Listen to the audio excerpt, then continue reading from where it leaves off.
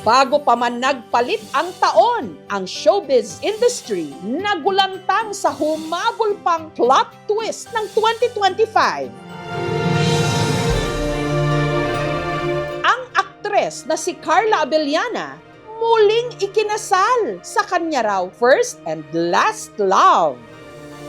Walang iba kundi sa kanyang unang boyfriend at high school sweetheart na si Dr. Reginald Santos. Who would have known it was still going to be us in the end? Just when I stopped looking for anything and anyone, life surprised me in the most unexpected way. Ang kanyang nakatakda noong kasal, naging laman pa nga ng mga blind item. Pero hindi ito nakumpirma hanggang sa mismo niyang wedding day. Hi, my love. You look beautiful, as always. It is that same beauty that captivated me since I first laid eyes on you. I can still vividly remember we were in high school. We were young back then. We fell in love, and then life had interim plans for us. Hi, Carla! Thank you.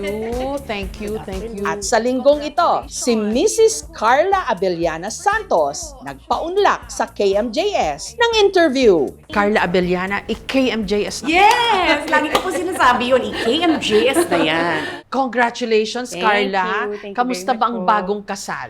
Okay naman po. It's been 2 weeks. Laging po nila sinasabi, parang honeymoon stage. Parang on a high pa din po yung feeling. Kasi Cloud9 pa rin. Cloud9, yes. Definitely You're po. walking on clouds. Yes. Pero ang daming nagulat ha. Ikaw daw ang plot twist ng 2025. Nagulat po silang lahat. Because people were surprised na Yes. kinasal ka na lang bigla. Opo, Walang bigla. kaabog-abog. Yes, wala pong announcement, walang formal na anything. Pero how did you manage to hide all of that from the public? You're a very public Yes, personality. correct po, that's true. Siguro kasi po yung aking husband, no, very private person. So talagang anything involving him, talagang hindi ko naman po pinapublicize. In a way, out of respect na rin po sa kanya. Honestly, sa lahat po ng pinagdaanan ko na very publicized, this time around, sabi ko parang mas gusto kong protektahan po talaga yung Hindi madali yun privacy. You were lovely in Oh, thank on your you. wedding day. Sabi nila para ka raw si Mama Mary.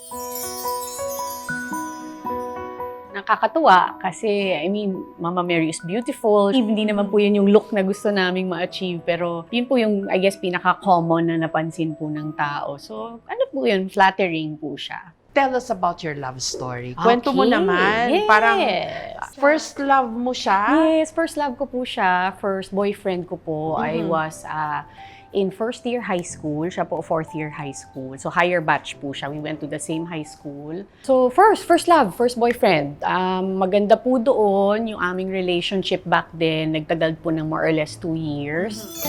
Carla, pa-share naman daw ng mga kilig moments nyo.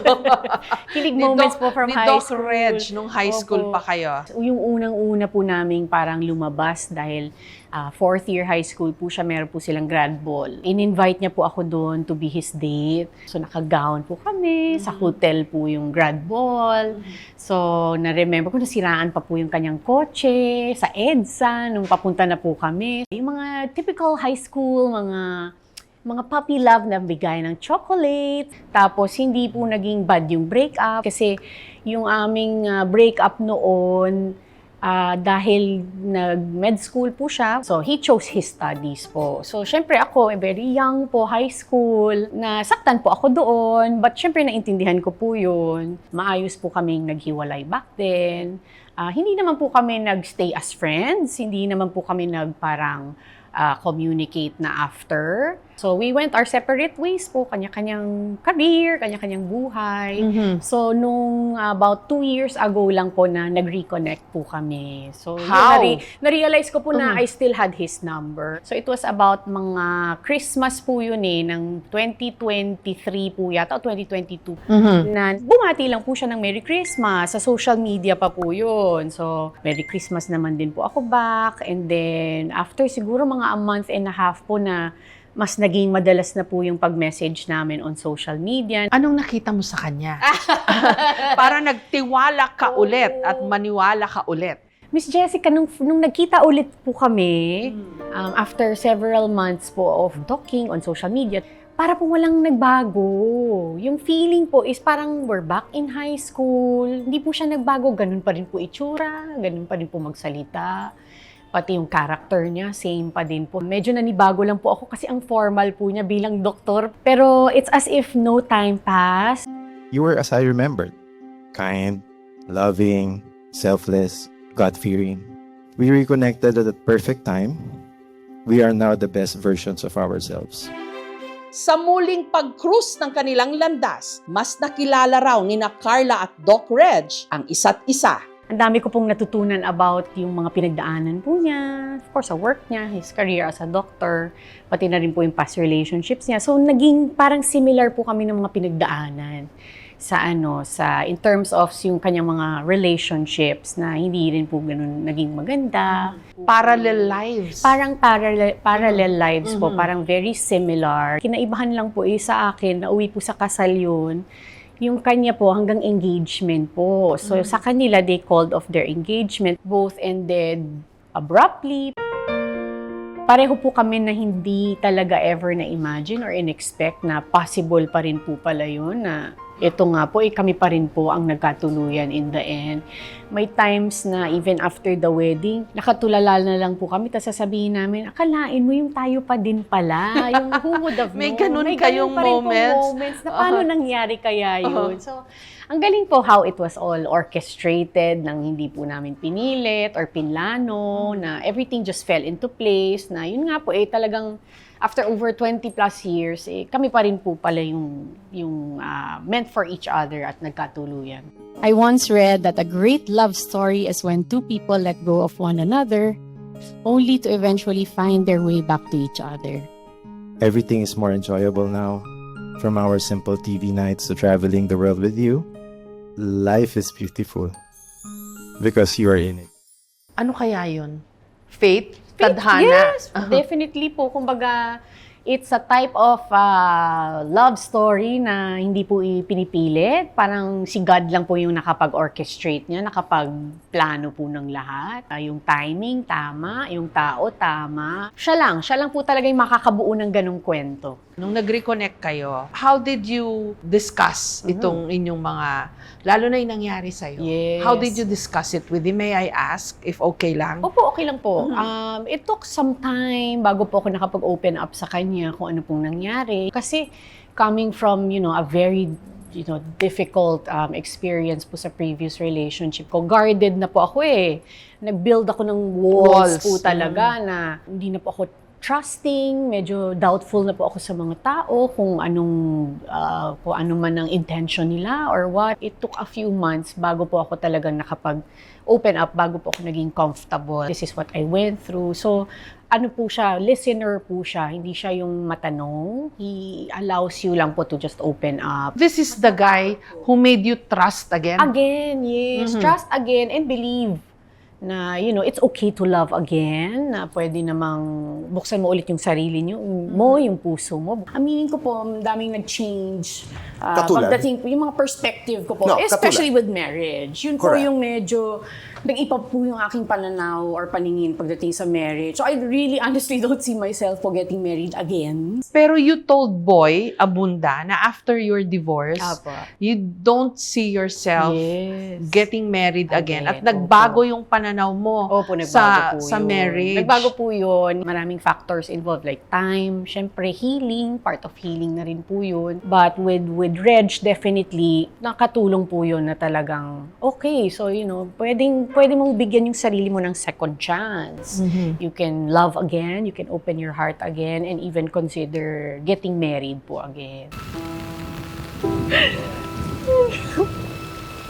Can you share lang with us, Carla, what is it like for you to be in that dark place when your first marriage failed? Oh my God. How did you get out of that hole? Oh my goodness, napakahirap po nun. Sorry to have to okay lang po yun. ask you to go back. No? I just want siguro na yung people who are similarly situated can be inspired kung paano mo nagawa. How bad was it ba? Oh my goodness. It was definitely the darkest, most difficult time of my life. Tapos, hindi po nakatulong na it's so publicized. Kasi ang hirap na nga po nang may pinagdadaanan kayong ganun ka-sensitive, ka-personal, my goodness, kasama or kalala. Parang as much as you want to keep it private, unfortunately, pareho po kaming celebrities. So talagang people blow up, whatever information they get. So talagang yun po yung pinakamahirap po na pinagdaanan ko talaga sa buhay ko po. Kasi ang nung first marriage Opo, mo 7 weeks lang po yun. Kaya 5 weeks na lang ngayon, mabibit ko na po.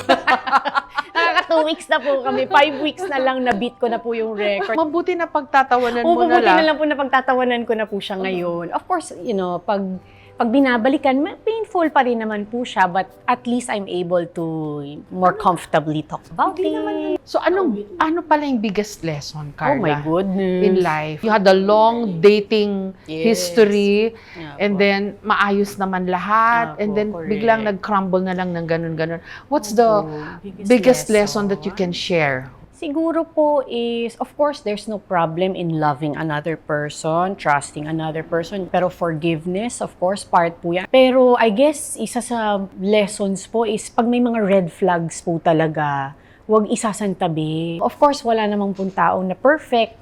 Unfortunately, back then, hindi ko po hindi po ako aware na red flag po sila. Kasi para sa akin, normal po, parang ganun na. Siguro, dahil hindi perfect yung tao, nagagawa niya ito or nasasabi niya yun. Ang tao, pag hindi po willing magbago, wala man po tayong magagawa. Kumbaga, pwede natin subukan at tulungan sila. Pero if they don't see anything wrong, yung mga ganun po, mahirap kung lagi po natin na pinipilit lang, na hindi na pala po dapat pinatagal yung relationship. Mahabang proseso yan. Pero alam ko, makakayanan din yan. Pero sasabihin nila, si Carla, swerte yan kasi nakapag-divorce. Yes, apo. Kaso dito sa Pilipinas, walang divorce. Because he is a US citizen also, may option po siyang ganon na yun po yung mas pinili po niya na mag-file po ng divorce abroad, which I found out later on po na applicable naman po, kumbaga, we have a law na it applies pa rin po kung may foreign decree of divorce. Bawal na po ako magpakasal sa simbahan, so civilly na lang po, at least pwede pong mag-remarry, sa law na lang po. So paano yun? Wala kang balak to have a church wedding? Wala na po, okay naman po yun kasi as long as we are legally married, that's more than enough. Funny as it sounds, nakapagpakasal na po ako sa simbahan. Na-experience ko na po yun. So, okay na po ako doon.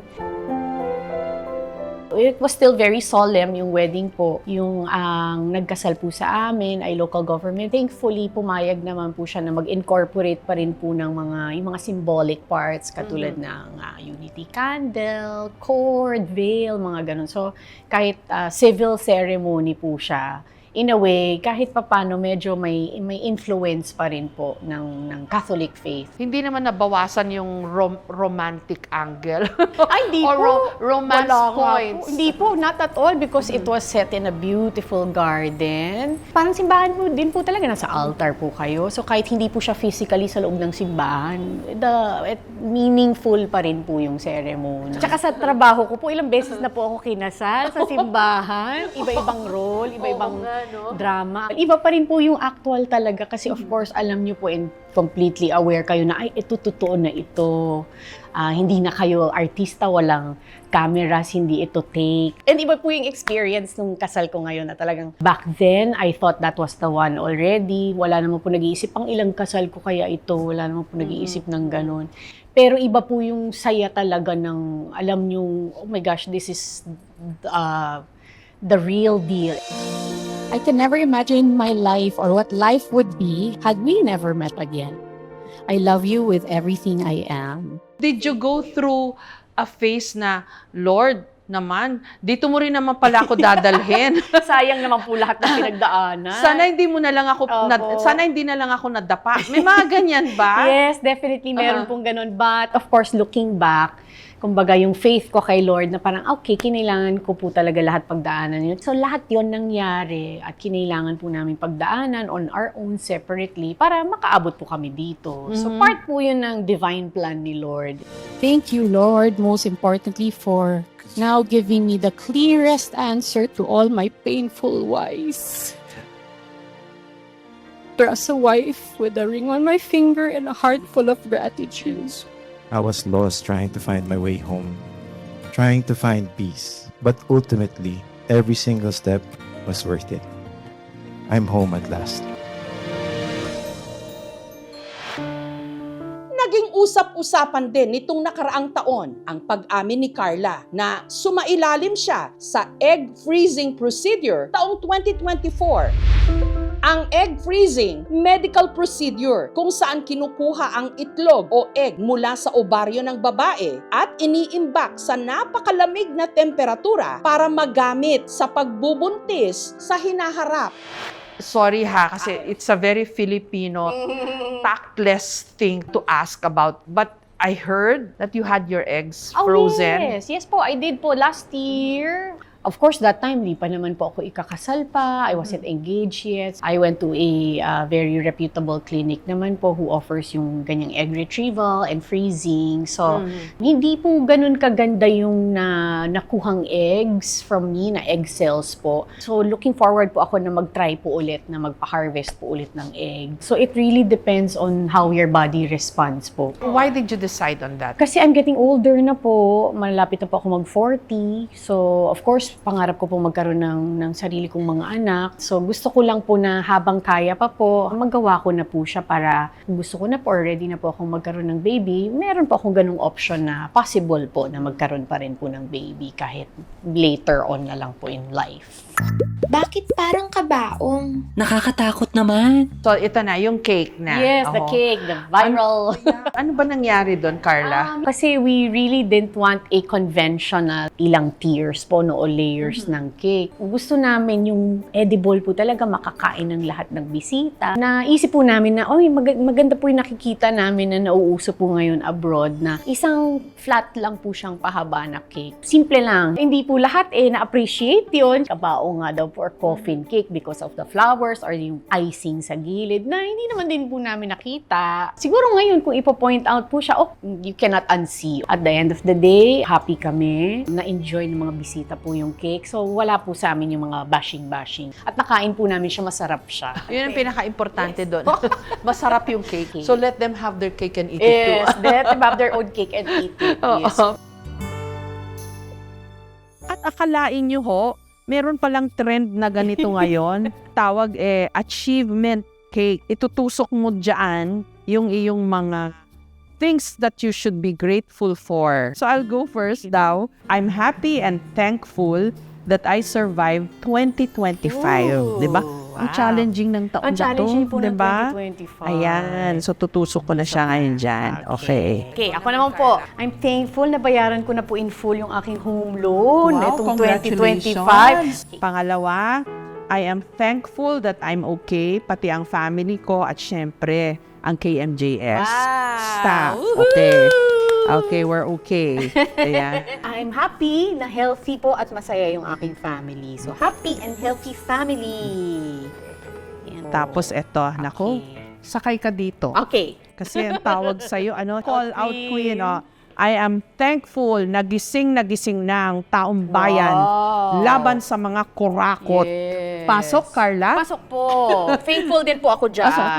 Ayan. Pasok po yan, call Oo. out queen. O, bakit ka nga ba call out queen? Kasi po, parang hindi po tama na tahimik po tayo about it. Hindi lang po dahil controversial. It involves all of us. Affected po tayong lahat. The more we call it out, the more pag-usapan po. Nandun po nakafocus yung attention na dapat naman po talaga kasi hindi na po tama yung mga nangyayari. Yan. So last na po, of course, I'm thankful na I got married po. Thankful for getting married. Mabuhay ang bagong Mabuhay po ang kasal. bagong kasal. Congratulations, Grateful po ako niyan. Carla. Plot twist po yan Oo. at bago matapos ang taon. Thank you. And I'm happy for Thank you you. po. Ang istorya ng pagmamahalan ni na Carla Abellana at Doc Reg hindi kwento ng pagbabalik kundi ng tamang oras. Dahil minsan, ang pag-ibig hindi hinahabol. Kusa itong dumarating kapag handa at buo ka ng muli. Sa mga bagong kasal, mabuhay! Parang you don't say na the Lord could have just given you a fairy tale outright. No. Fairy tale din pala. Fairy tale din po pala. Kumbaga, in a way, it's proof of how God is faithful, na porket marami pong mga hindi magandang nangyari, hanggang doon na lang po yun. Parang testament po siya, proof na siya na hindi ka po pababayaan ni Lord. So, there's always the rainbow, or the light at the end of the tunnel.